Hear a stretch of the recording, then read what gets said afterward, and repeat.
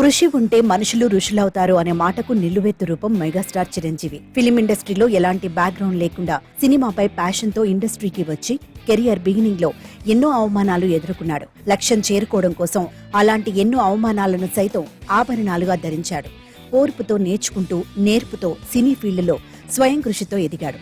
తెలుగు సినిమాల గురించి మాట్లాడుకుంటే మెగాస్టార్ ముందు, మెగాస్టార్ తర్వాత అని చెప్పుకుంటారు.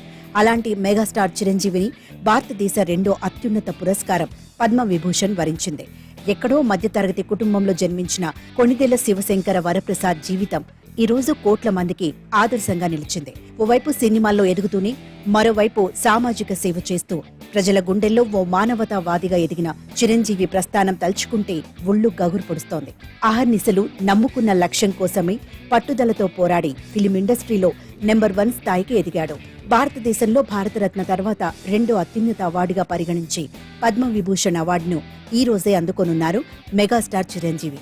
4 దశాబ్దాలుగా సినీ రంగానికి నిస్వార్థంగా సేవలు చేస్తున్నాడు. ఎలాంటి ప్రయోజనం ఆశించకుండా సమాజం కోసం నిస్వార్థంగా బ్లడ్ బ్యాంక్, ఐ బ్యాంక్ ను ఏర్పాటు చేశాడు. గతంలో చిరంజీవి సేవలను గుర్తించిన ప్రభుత్వం తనకు 2006లో పద్మభూషణ్ అవార్డును అందజేసింది. ఇలా ఆపదలో ఉన్న వారిని ఆదుకుంటూ చిరంజీవి అందరివాడు అయిపోయాడు. ఎలాంటి సినిమా బ్యాక్గ్రౌండ్ లేకుండా పట్టుదలతో టాలీవుడ్ ఫిలిం ఇండస్ట్రీలో మెగాస్టార్ గా ఎదిగాడు.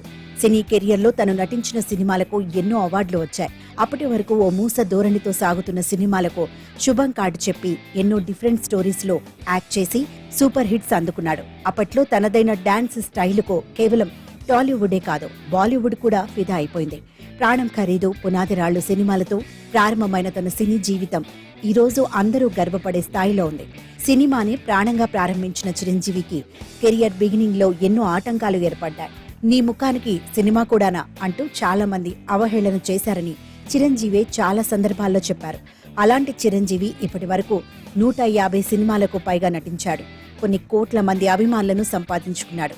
సీనియర్ ఎన్టీఆర్ తర్వాత ఆ రేంజ్ లో చరిష్మా ఉన్న వ్యక్తిగా మెగాస్టార్ చరిత్రలో నిలిచిపోయాడు. ఇలా కింది స్థాయి నుంచి ఎవరూ ఊహించని స్థాయికి ఎదిగిన చిరంజీవి జీవితం చాలా మందికి ఆదర్శంగా ఉంది.